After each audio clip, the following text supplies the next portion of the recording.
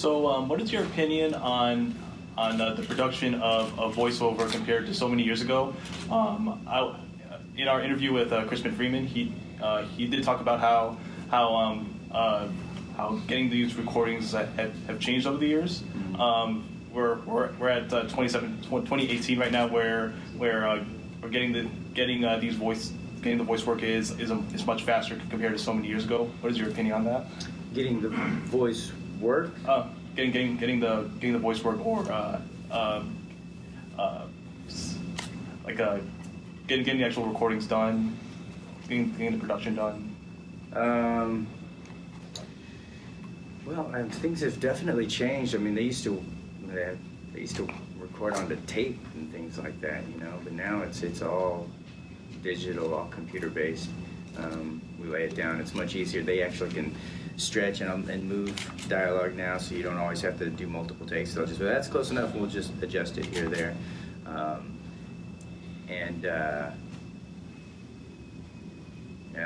Well, even like now, I've kind of built my own studio in my house, and so I can do some things there. Oftentimes I get emails or people that go through my agent to book me for like independent projects and things like that. So I could just do stuff at my house now because I can afford my own studio, out of my own computer and whatever gear that I have, if that's what you mean. Mm-hmm. So yes, easier, faster? Sure. That answers the question, really, if I even understood the question. So going from something like, I guess I was somewhat reminded maybe by a tweet recently from your background ranger. Oh, What kind of was it like to go from kind of that type of shooting, or maybe it was a little more different than kind of maybe this was? What was that kind of transition like, going from that type of live action to to animate them? Well, it was a big difference for me. First off, I called myself background ranger because oftentimes in the lineup I would be kind of off to the side or in the back, and that's what my post was, just making fun of that. But and so I was always part of the group, Occasionally I would have an episode that was about my character or whatever, but most times it was about the group or about Tommy and Kimberly. And so going into a voiceover, the first few, like Akira and Trigun and things like that, I got to lead the series. So it was a heavier burden on my shoulders, a little scarier, but then it was also much more for me to do. Emotionally, much more acting. I couldn't really consider what I did on Power Rangers acting. And so it was a bigger step, bigger jump for me, and that just really is much more fun. And I wasn't locked down to who I am, some half Asian guy wearing black or green. I was with whatever character was animated, so it gave me freedom to do more, as far as that. So it was cool. It was really cool. It was fun. So back on your previous question where you said you had your own independent studio, I see a lot of voice actors now kind of investing in that. What are some of the benefits of getting your own independent studio? Does that reduce travel time, or what kind of thought process goes behind that? Well, you know what? For me, it was, I think for most people to be able to submit, I think they usually start off getting a decent rig, a decent setup, so that you can submit good auditions, really high quality auditions, rather than doing them on your iPhone or whatever, And so originally that's what it was, but then I also had a band and still kind of play music, and so for me it was more of like I could spend $10,000 for this guy to produce our album, or I can take $10,000 and buy all the gear and convert my garage and build it into a studio, and I'll always have that there. So that for me, it was more of like I wanted to do more things with my band, and I don't know, maybe if projects came along, I would definitely have the quality there. There are some people like Todd, he's got his own studio, and like Funimation and other companies will go through and use his because he's set up exactly like their studios. So for other people that want to do more than just voice act, building a studio I think is a great investment. But then you've got to be ready to put on that hat as producer or director or whatever. Me, I would if there's a project I really believed in, then I would definitely want to produce it or help create it. But I just like to act. And it was more for me just kind of to be able to make music and have the freedom to do that in my place in the comfort of my own home. What started you down the path of acting and voiceover? Well, acting, really, when I was younger, I grew up watching, I mean, I'm a martial artist, I still am today, but I grew up watching like Bruce Lee and Jackie Chan and Kung Fu theater. And so I wanted to be an action star. And so Power Rangers was like, just going to an audition, and I booked that. That was kind of like my way into it.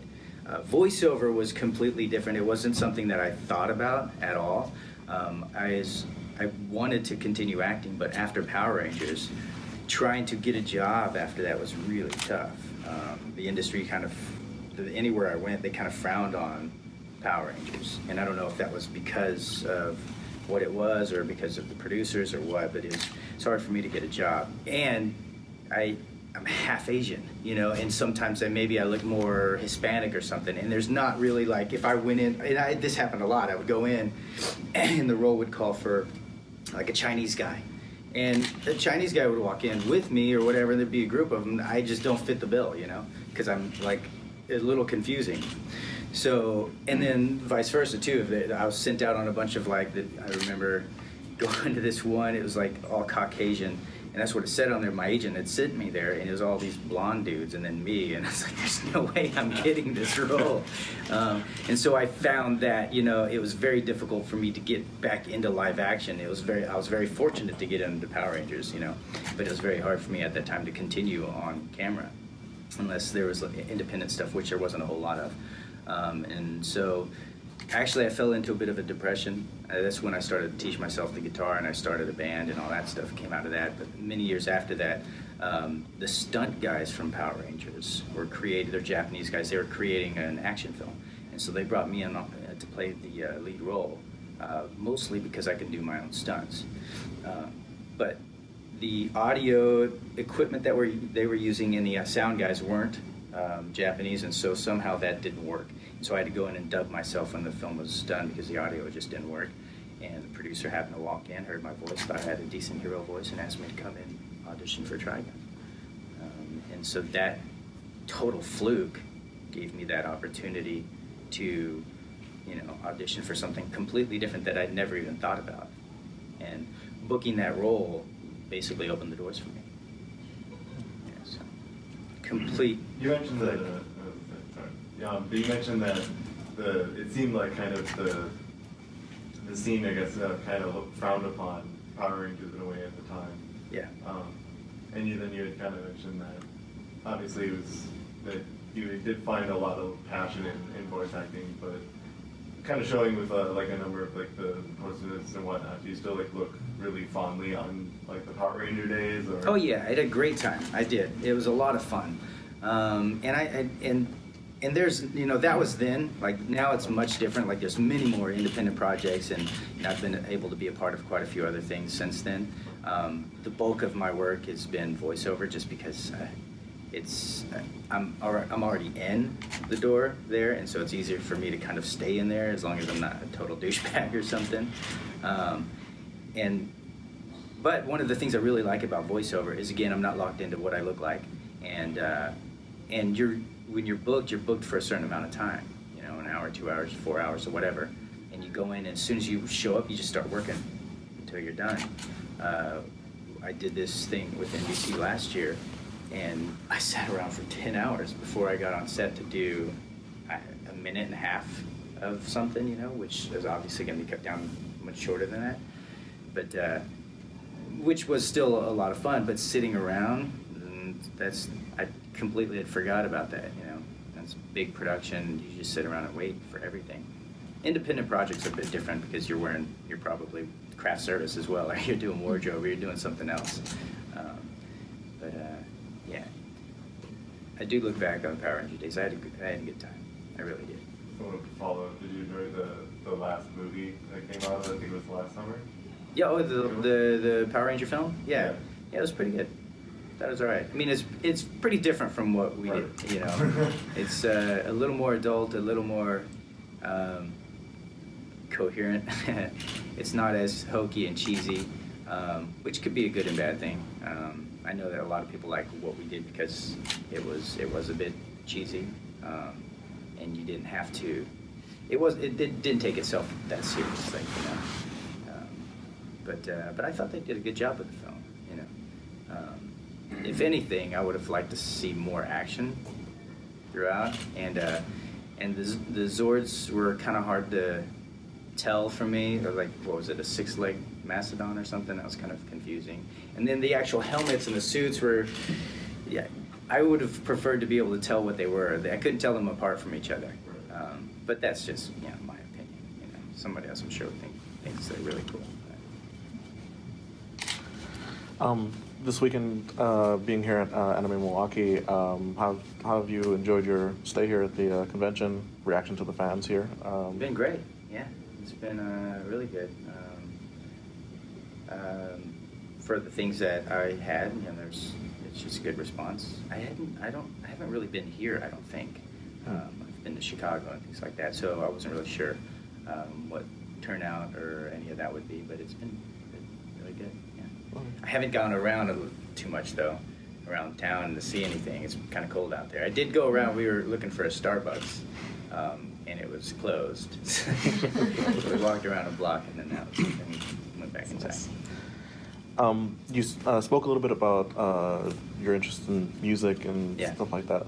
Do you have many other creative outlets that you like to pursue, or things that you other than music? Yeah, and other than acting? Music or things like that really Well, I interest do you? write. I write. I've done a few screenplays. A couple of them I shot with some friends of mine in the past. But I mean, there's various things. You know, I like to direct as well. But not voice direct. I like to direct, you know, films and things like that. I kind of, you know, there's certain things that I really push for that I'm ambitious, like my music. Mm-hmm. I love doing that stuff. Acting, I love to act, and I can right now where I am in life, I can immediately do those things. You know, directing, I kind of have to put things together. You know, gather everybody together, and then motivate people to show up and things like that, which is not always that great if you're on, you know, shoestring budget or whatever. To motivate other people is a little difficult, but then to motivate myself to do my own projects, you know, music or something that I can immediately do, they're easier for me. Okay. In your life, or like your music that you create and everything like that, do you have a specific thing that you draw inspiration from in your life, or things that like you really focus on when you do this? Everything, really. When it comes to music, it comes from everywhere. When you do enough music writing, you're dreaming about it, you know. I've dreamt many times certain chord progressions or a melody or a line of lyrics. A while ago, I remember having this dream where I turned on the radio and I heard this song that had a really good hook. And I was like, wow, that sounds really good. And I was like, man, this sounds very familiar. And then I realized it was me. I was like, oh, wait, that's me singing. Hey, is that my song? I like that song. And then when I woke up, I was like, holy cow, what was that? And then I had to grab my guitar and try to record it. And I was like, oh, it was the melody. And then I would hum the melody. And basically I just turned it into a song from there, you know, and try to kind of put the pieces back together. Yeah. So, following up on that, do you sometimes use music as inspiration when you do any form of acting, whether it's live action or voice acting? Sometimes, yeah. Well, live action, it depends on what I'm doing. It depends on, like, if if I need to trigger an emotional response and I'm just not feeling it, you know, and so in this scene maybe I have to cry or get super emotional, I might just plug in some music that will take me there instantly, so that whenever it's time for me to get and be on set, and then I can just go into that mood or that emotion. with voiceover, I can't, listen to music while I'm doing voiceover. But a lot of times, if it's like anime and it's already been done, occasionally they'll have the music or the score or whatever going on behind the scene, and sometimes they have that in there with you while you're doing your stuff, if they have it separated from the original. And so sometimes it's nice if it's an emotional scene to have that kind of in there, because it can kind of guide you into that place much easier. So yeah, definitely. I think for a lot of people, like when they're trying to get into different industries, even if it's like voice acting, really any, obviously like they always have the people that are in the industry that they look up to. But I think one thing I think interests a lot of people would be like, what are some of the people that you looked up to while you were trying to get into the industry and whatnot? Most of them are dead. Right, but I mean that. Bruce Lee, James Dean, Steve McQueen, guys like that. I looked up to.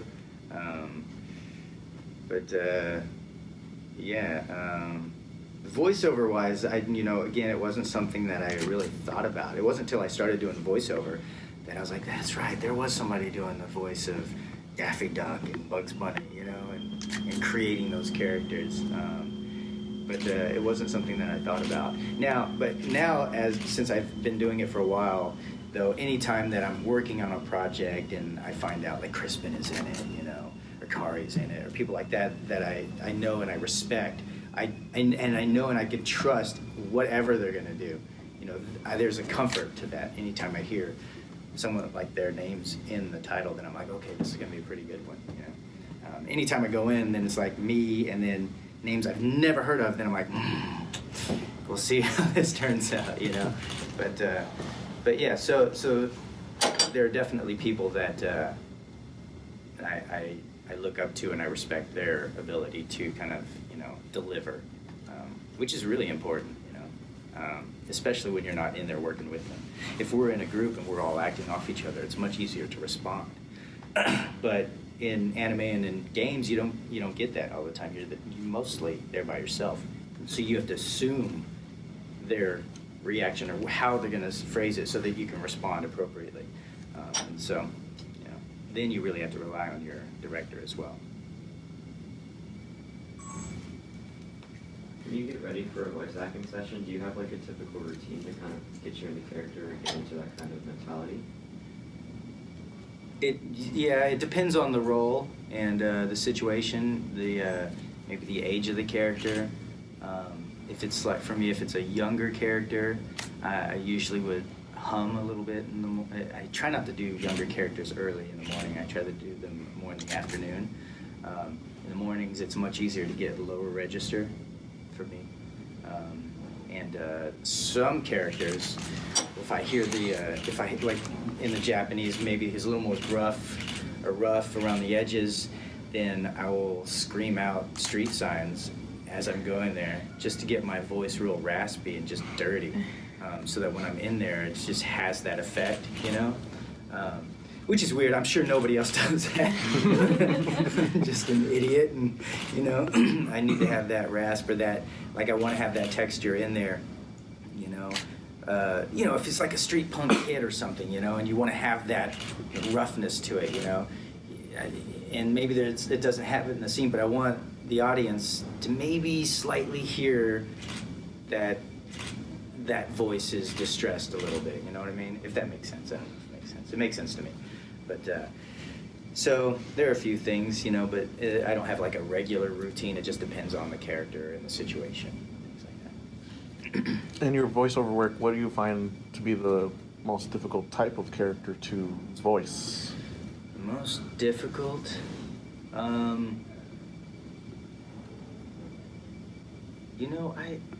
I can usually find my place pretty quickly.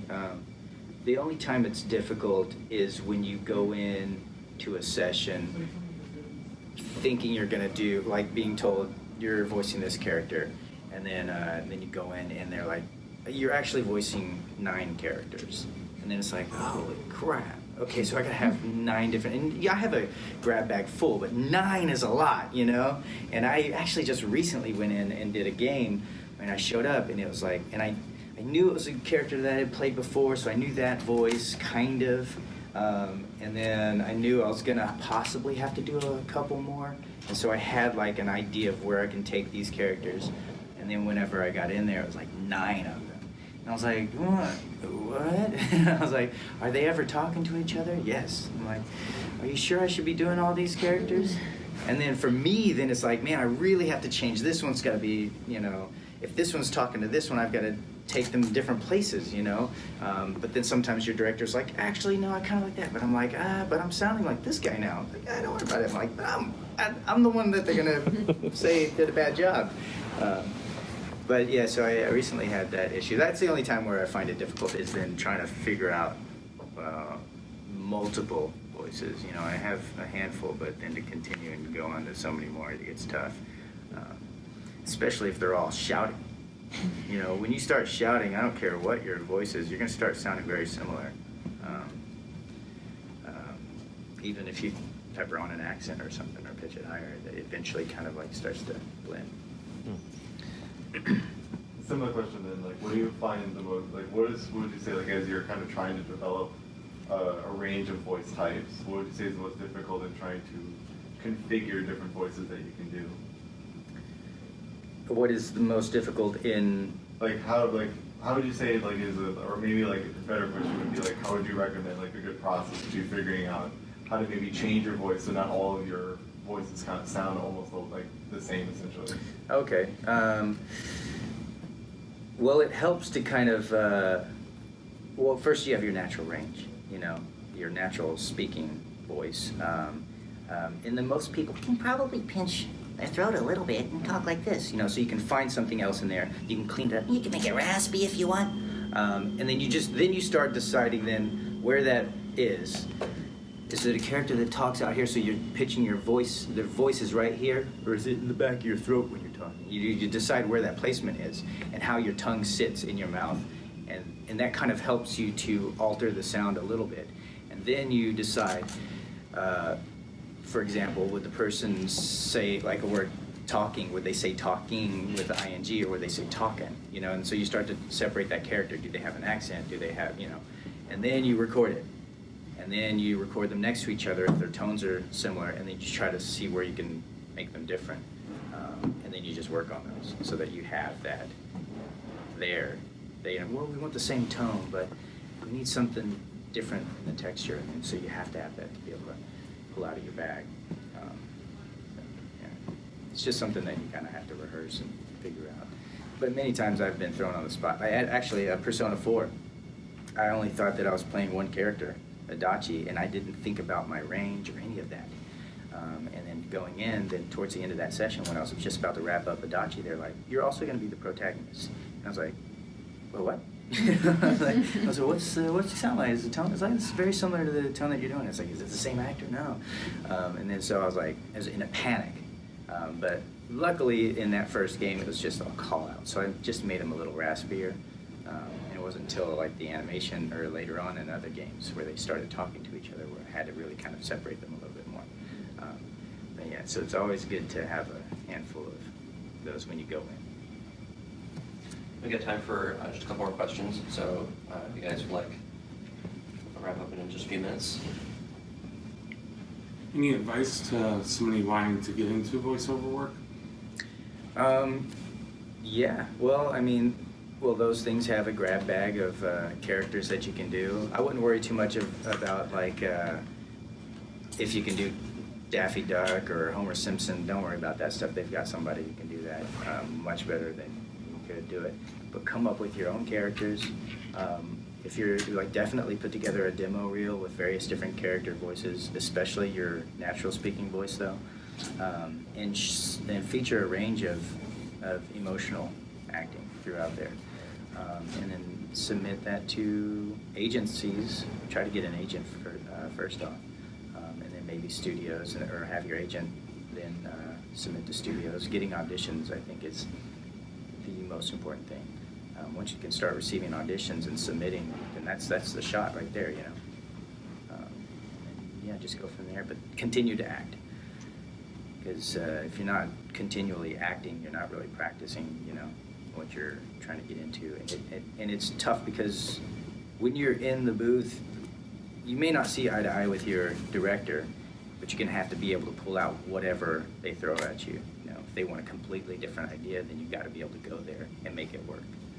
And voiceover is a lot of cold reading too. You don't get your stuff ahead of time in most cases.